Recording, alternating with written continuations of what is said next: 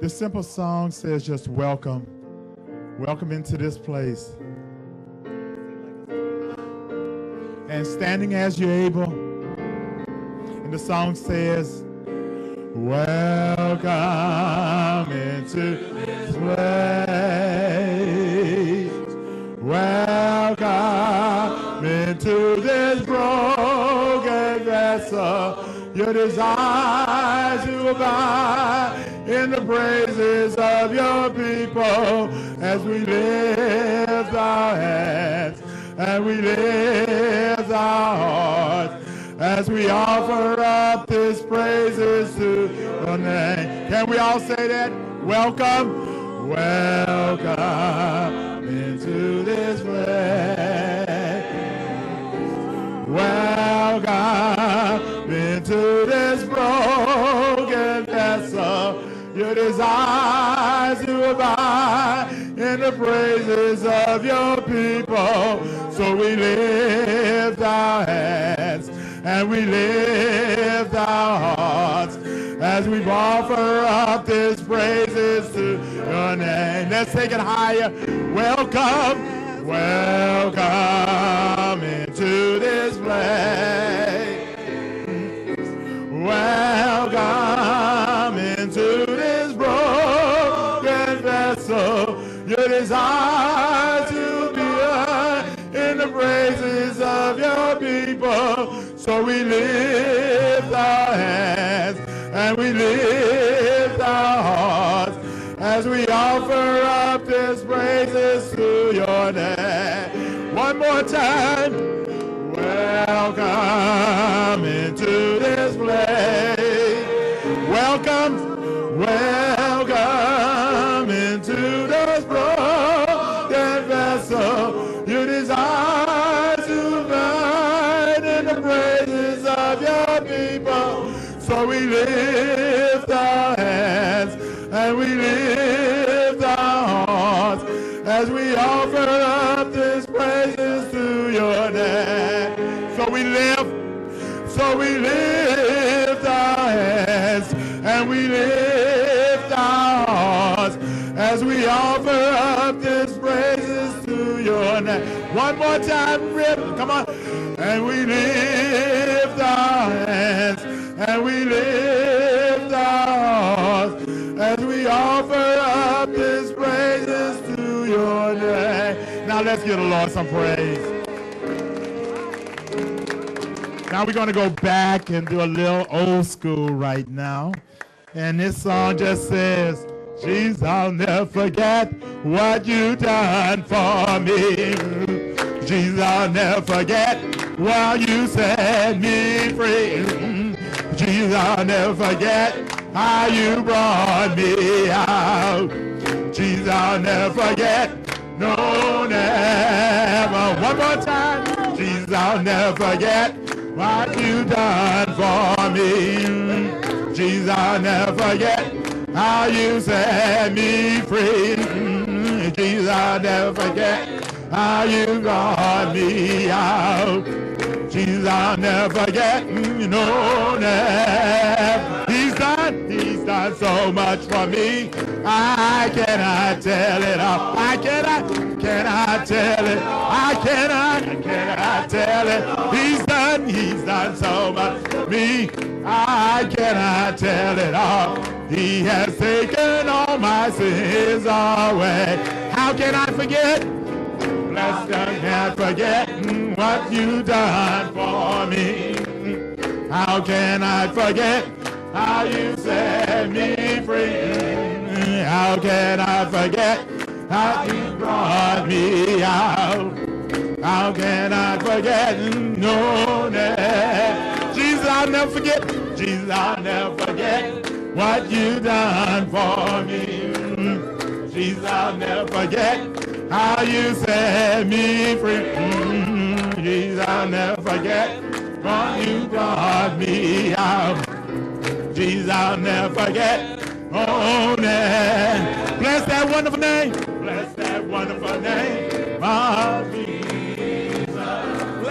Bless that wonderful name of Jesus.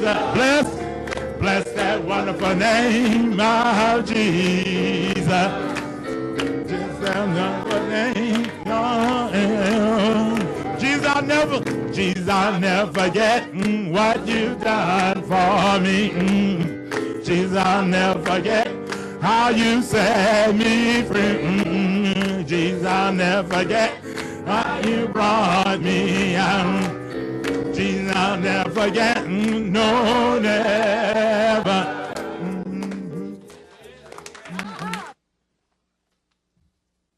Good morning. Our reading is from 1 Peter chapter 4, verses 10 to 11. As each of you have received a particular spiritual talent, employ it for one another as befits good trustees of God's many-sided grace. Whoever speaks, do it as one who utters oracles of God. Whoever renders service, do it as with strength which God furnishes abundantly, so that in all things God may be glorified through Jesus Christ the Messiah. To Christ be the glory and dominion forever and ever. Amen. Hear what the Spirit says today. Thanks be to God. Good morning.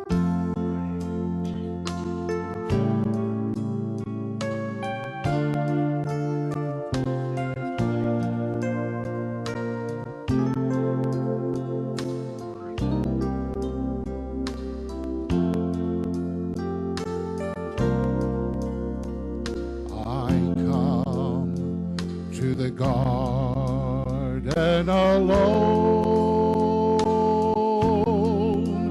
while the dew is still on the roses, and the voice I hear falling on my ear, the Lamb of God discloses,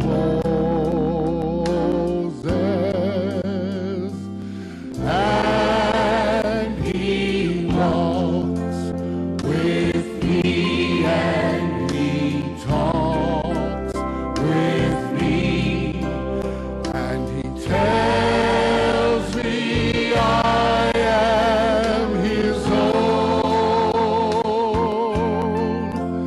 and the joy we share as we tarry there, none other has ever known.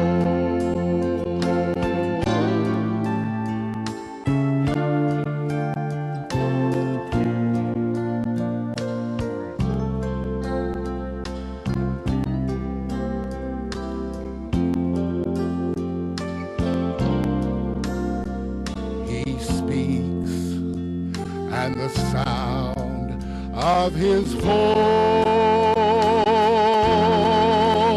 is so sweet that the birds hush their singing, and the melody that he gave to me within my heart is ringing, and he walks with me, and he talks with me, and he tells me I am his own, and the joy we share as we tarry there, none other has ever known.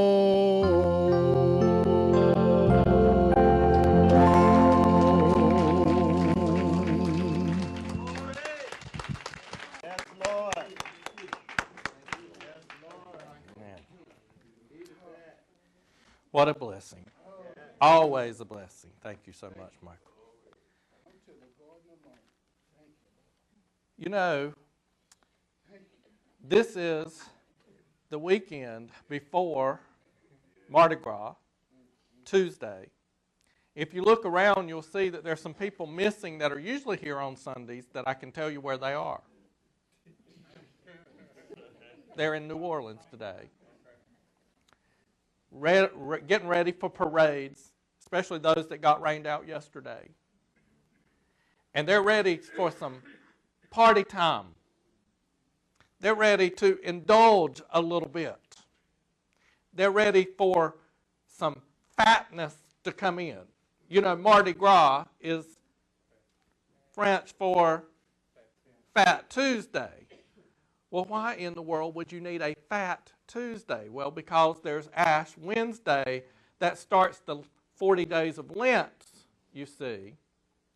Now, I had to learn all of this coming up Pentecostal. We didn't know anything about Lent. We didn't know anything about Ash Wednesday.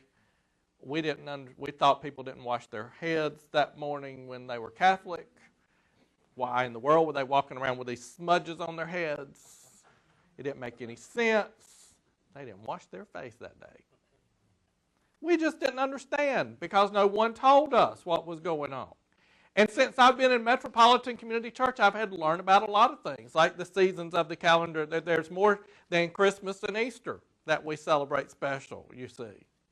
That there's this thing called Ash Wednesday, and there's this 40 days of Lent where we're supposed to be very introspective and quiet and think on these things and figure out things and fast and be alone and be quiet and not party and be rowdy and all of that. So what happens is on Tuesday, before that, we got to let it all hang out. That's exactly right. We got to go get as much feasting done as possible. We got to go get as much indulgences as possible. We got to indulge in this, that, and everything. We got to get as much food because there's some fasting coming on. And all of the stuff that whatever we've decided to put away for Lent, because I understand that this is a time that people say, oh, I'm going to give up X for Lent. Maybe some bad habits, or maybe alcohol, or maybe cigarettes, or maybe Diet Cokes, or maybe chocolate. You know, that's the old standby. I'm going to give up chocolate. I don't know who in the world thought that up.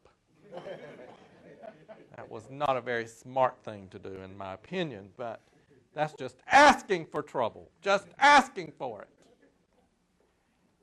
But it's a time to go and and that's the thing we generally do on Fat Tuesday, isn't we? Overindulge. And since I moved to Louisiana, I found out that it's not just Fat Tuesday. It's like Fat 2 or 3 weeks or 2 or 3 months before Fat Tuesday.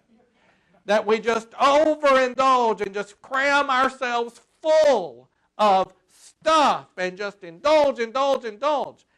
And I'm not saying there's anything at all wrong with that. In fact, I'm learning to really enjoy the festivities around me. I mean, I've learned to catch beads, and I've learned to dodge beads. And, you know, it's like beads everywhere, and I've got drawers full of beads at home of every color and size and shape and all sorts of stuff. Nothing wrong with that. Nothing wrong with indulging and having a good time and getting involved in the festivities.